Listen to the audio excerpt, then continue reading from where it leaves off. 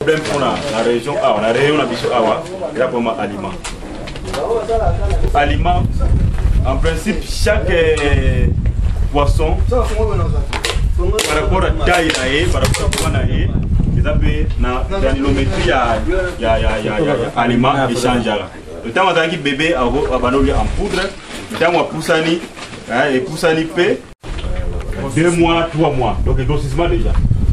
Mais ils ont plusieurs disques, ils ont déjà atteindre 4 mois, ils ont un disque ils ont atteindre déjà 6 mois, ils ont 6 mois, ils ont un disque par rapport à la grosseur. Alors, tu vois d'abord ce qui est pêché à proportion au salaire aliment. Au salaire à proportion, nous sommes au salaire mélange à côté. On a d'abord l'huile de palme. Ce qui est pêché, ils appellent les mamakasité. Moi, pour te poser, moi, pour te poser ma casse minité, maximum quantité à maille. Pour permettre. Ah, ouais, ça va juste pour le moule. Moulin, donc, on a une au moudre masango, au tiango à côté. Moudre soja, au tiango à côté. Au moudre loco boye, au tiango nian au moudre, et puis au mélange. On peut mélanger, au tiango moi, ils ont un peu moins humide. Mais ils ont la pote de ma casse, moi, humidité, car ils ont. Mais, on va dire au tiango, awa. Ce qui vous dit ici, awa, ils ont bima, balamoko, côté. Donc mélange d'agneau au broyer. Oui, mélanger sur quoi? Oui, parce qu'il faut broyer pour ça la proportion. Voilà, on ok. Vous allez mélange. Ce qui est au mélange, ça les très bien. Et qu'ils ont dit la moins humidité. Vous allez que tu as ta machine est tournée, madame, côté yo, baganle wana nion so batigelette wana boudin wana ezobim. Bozobim ça, bozo sécher, sécher. Ko sécher nani na moi. Ko sécher na moi. Ko sécher pe na fou. Ça pour amter. Mais il y a moi où melaka na ngoti parce que mai quantité mai ko tcha ezana ngomuke. Et puis produit ça qui est sec donc tango tcha muka na moi où melaka te ka odina. Puis moi ça m'a disque au changer on peut adapter mon souffle. Oui, ça montre même ici. Donc c'est fabriqué même localement. La partie ici, partie où ils ont fabriqué localement, oui, ça c'est vrai. Oui. Mais quand on parle là, alors, au moins même vis sans fin wana. Même vis sans fin.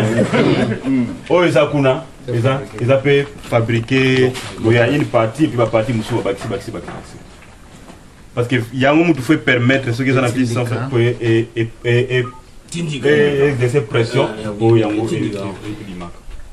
comme ça. Oui, il faut sécher de broyage. C'est ma mère continue. Mais si vous dit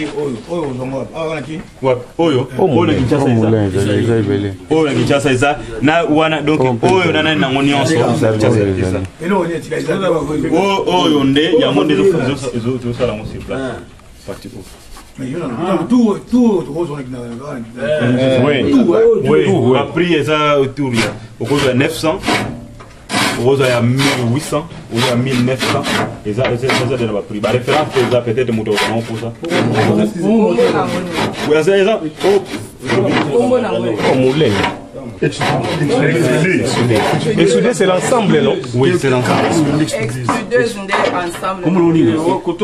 On a moulin extrudeuse. Oyo extrudeuse, oyo moulin. Donc, dis que ça, on a tamis.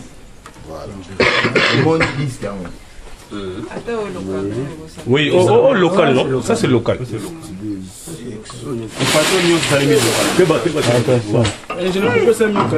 Non, non, mon iso là, t'es un koya.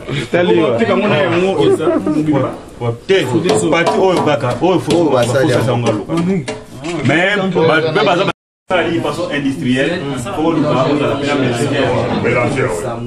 mais ce qui est aux autres, on fait 100 kg, 50 kg, 20 kg. Avec la main. Mais évidemment, mélanger. Supposons que j'ai un mélangeur broyeur. Est-ce qu'il n'y a pas un moyen de calculer les proportions avant de broyer? Parce que si j'ai un broyeur mélangeur, quand je mets dans le broyeur, Papa, on a un technicien. Maintenant, on va aller pêcher à calamité. Ça, c'est qu'on technicien de pêcher. Là, on va voir ça là. Mais, Maï, il faut battre tout. Non, on va maï pêcher. Il y a un refroidissement de maï.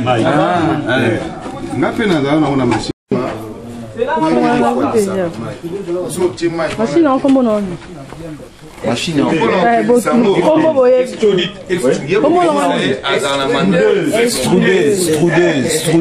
Strudeuse. Ok. Extrudeuse. Extrudeuse. Bonga lokola na